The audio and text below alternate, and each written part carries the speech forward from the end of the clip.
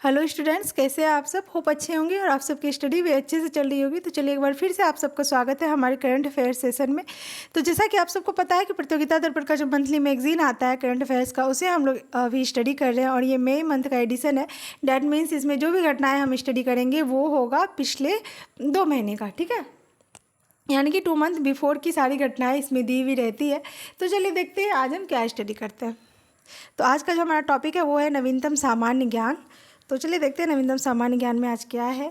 तो सबसे पहले यहाँ पे एक वर्ड दिया गया है महासागर, ठीक है। Mutual and holistic advancement for security and growth across region. सभी क्षेत्रों में सुरक्षा एवं विकास के लिए पारस्परिक और समग्र उन्नति। हिंद महासागर क्षेत्र में सभी देशों के साथ रक्षा एवं विकास के लिए सहयोग बढ़ाने की अपनी पहले की सागर यानी कि security and growth across regions क्षेत्र में सभी की सुरक्षा एवं विकास नीति का विस्तार करते हुए महासागर पहल की घोषणा प्रधानमंत्री श्री नरेंद्र मोदी ने मार्च 2025 में अपनी मॉरिशस यात्रा के दौरान अपने स्वागत के अवसर पर किया, ठीक है।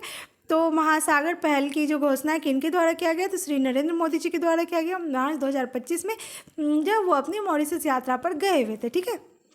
इसका उद्देश्य क्या है, तो इसका उद्देश्य है हिंद महासागर क्षेत्र में जितने भी देश आते हैं उन सभी का रक्षा एवं विकास के लिए आपस में सहयोग बढ़ाना, ठीक है। चलिए आगे देखते हैं। आगे है नियुक्तियाँ। जस्टिस जयमाल्या बागची सर्वोच्च न्यायालय में न्यायाधीश। आप सबको पता है कि जजों की नियुक्ति जो होती है वो कैसे होती है। तो जजों की नियुक्ति राष्ट्रपति कॉलेजियम की सलाह पर करता है। कॉलेजियम क्या होता है आप सबको पता है। तो कॉलेजियम ग्रुप ऑफ जजेस होता है जिसमें 1+4 मेंबर होते हैं। 1 हो गया आपका CJI एंड जो 4 होता है वो होता है अदर जज ऑफ SC। कॉलेजियम की स्थापना 1993 में हुई थी, ठीक है। कॉलेजियम सिस्टम 1993 में आया था। इससे पहले CJI की सलाह पर राष्ट्रपति जजों की नियुक्ति करते थे, ओके। तो कलकत्ता उच्च न्यायालय के न्यायाधीश जस्टिस जयमाल्या बागची को सर्वोच्च न्यायालय में न्यायाधीश के रूप में नियुक्ति मार्च 2025 में प्रदान की गई है। सर्वोच्च न्यायाधीश जस्टिस संजीव खन्ना की अध्यक्षता वाले कॉलेजियम की संस्तुति पर सर्वोच्च न्यायालय में इनकी नियुक्ति के आदेश राष्ट्रपति ने 10 मार्च 2025 को जारी किए। न्यायाधीश बागची को सर्वोच्च न्यायालय में न्यायाधीश के रूप में शपथ सर्वोच्च न्यायाधीश जस्टिस संजीव खन्ना ने 17 मार्च 2025 को ग्रहण कराई। उनकी इस नियुक्ति के पश्चात सर्वोच्च न्यायालय में न्यायाधीश की कुल संख्या 33 हो गई है, ठीक है। तथा न्यायाधीश का एक पद अभी भी वहाँ पे रिक्त है,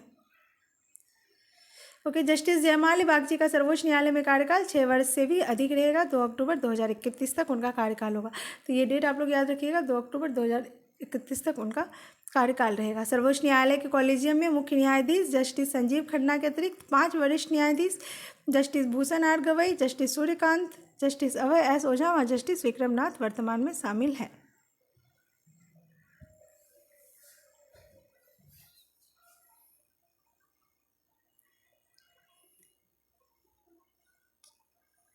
एक मिनट, यहाँ पे कितने नाम है। संजीव खन्ना के अतिरिक्त 5 वरिष्ठ न्यायाधीश justice Bhushan R Gavai 1, justice Surya Kant 2, justice Abhay S Ojha 3 और जस्टिस विक्रमनाथ वर्तमान में शामिल है। 4 ही हैं, यहाँ पे 5 गलती से इन्होंने लिख दिया है, 5 वरिष्ठ न्यायाधीश, ठीक है।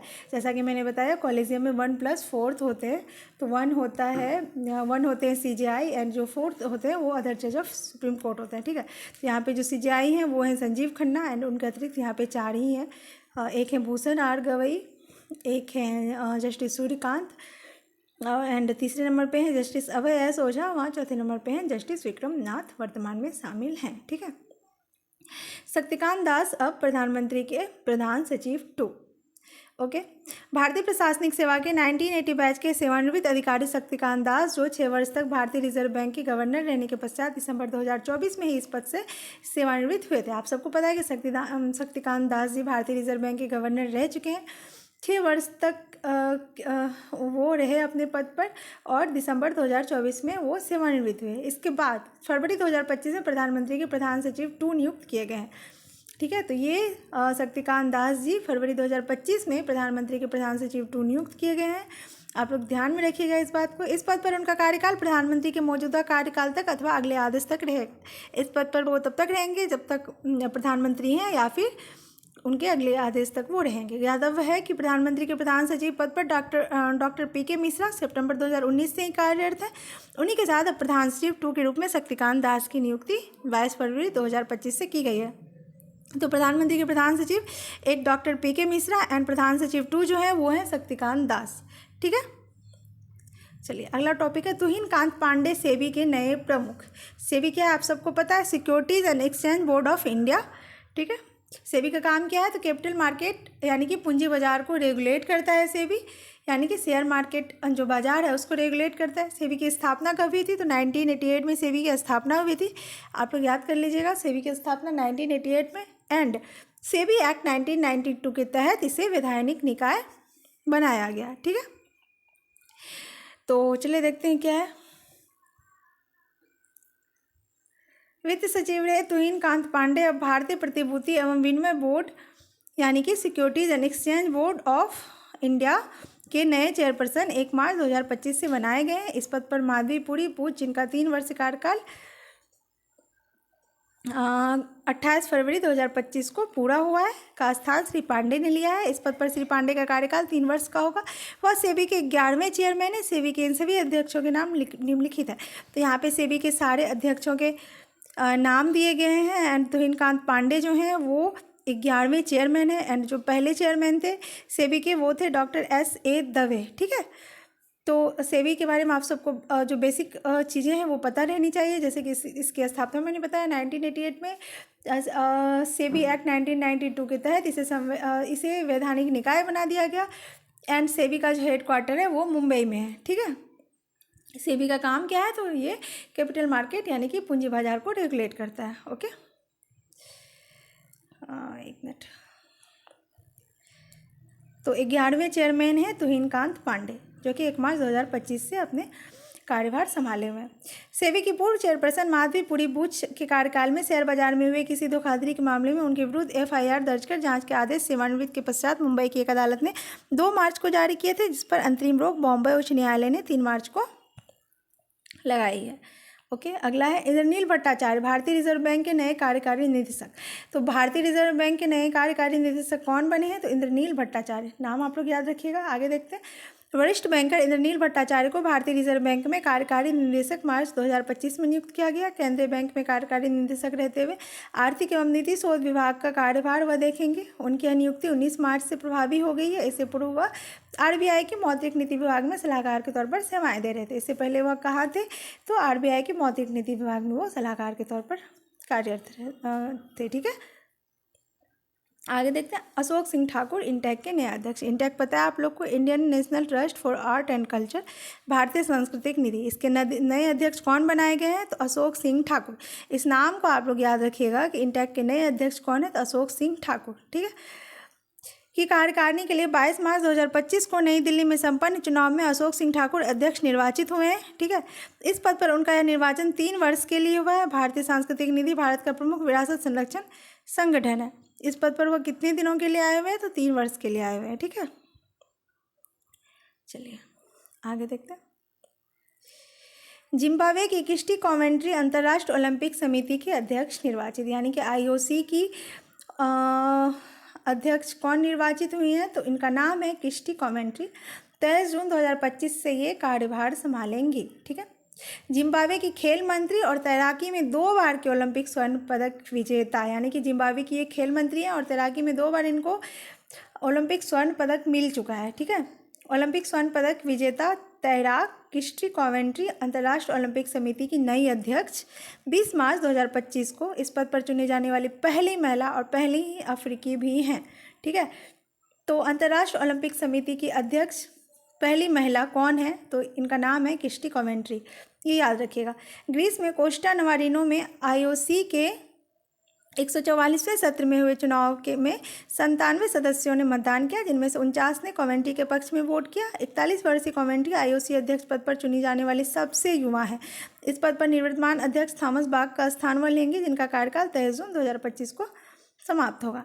अध्यक्ष पद की दौड़ में विश्व एथलेटिक्स के अध्यक्ष ब्रिटेन के सेबेस्टियन, IOC के उपाध्यक्ष स्पेन के जुआन एंटोनिया, यूनियन साइक्लिस्ट इंटरनेशनल के अध्यक्ष फ्रांस के डेविड लेपर्टियंट, जॉर्डन के प्रिंस फैजल, स्वीडन के जोहान इलियास और फेडरेशन इंटरनेशनल डी जिम्नास्टिक्स के अध्यक्ष जापान के मोरिनारी वातानबे भी शामिल थे।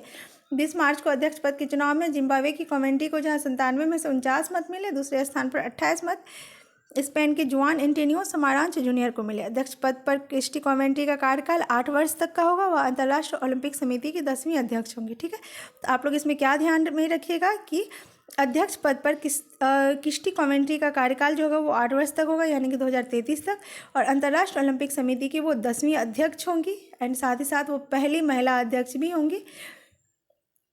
ओके, समिति के इन सभी 10 अध्यक्षों की सूची निम्नलिखित है, यहाँ पे दिया हुआ है, आप लोग इसका स्क्रीनशॉट लेके रख सकते हैं।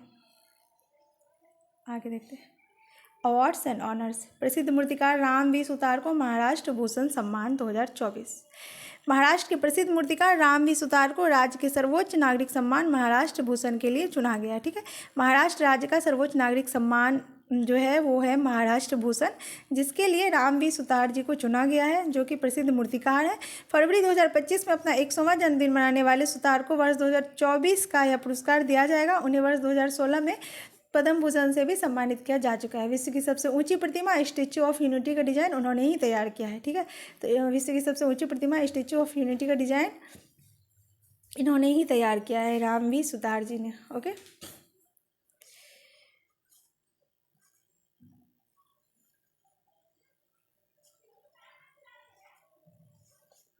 और इन्हें पद्म भूषण से भी सम्मानित किया गया है। ठीक है, राम मंदिर सहित अनेक प्रतिष्ठित प्रतिमाओं के निर्माण में वह संबंध रहे हैं। शतायु होने के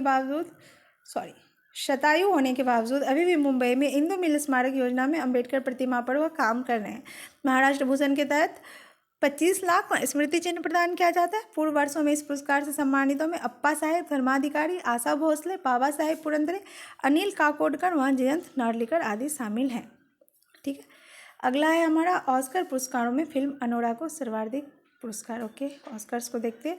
इसमें आप लोग नाम याद रखिएगा। प्रसिद्ध मूर्तिकार राम वी सुतार को महाराष्ट्र भूषण सम्मान से नवाजा गया है 2024 से। ठीक है, इसके बाद हम इन करते हैं ऑस्कर्स में। ठीक है, ऑस्कर्स 2025, जिसमें अनोरा मूवी को सबसे ज़्यादा पुरस्कार मिला है। वर्ष 2024 में प्रदर्शित फिल्मों के लिए अमेरिका की academy of motion picture arts and sciences के 97वें एकेडमी अवार्ड्स का वितरण लॉस एंजल्स स्थित डॉल्बी थिएटर में 2 मार्च 2025 को किया गया। कुल मिलाकर 23 श्रेणियों में ऑस्कर पुरस्कार इस वर्ष दिए गए, जिनमें सर्वाधिक 5 पुरस्कार सीन बेकर द्वारा निर्देशित फिल्म अनोरा को मिला, जबकि ब्रैडी कॉर्बेट द्वारा निर्देशित फिल्म द ब्रूट लिस्ट ने दूसरे स्थान पर 3 ऑस्कर प्राप्त किए। सर्वाधिक 5 पुरस्कार पाने वाली फिल्म अनोरा को 6 पुरस्कार हेतु नामांकित किया गया था। दूसरे स्थान पर 3 पुरस्कार पाने वाली फिल्म द ब्रूट लिस्ट 10 पुरस्कारों के लिए नामांकित थी।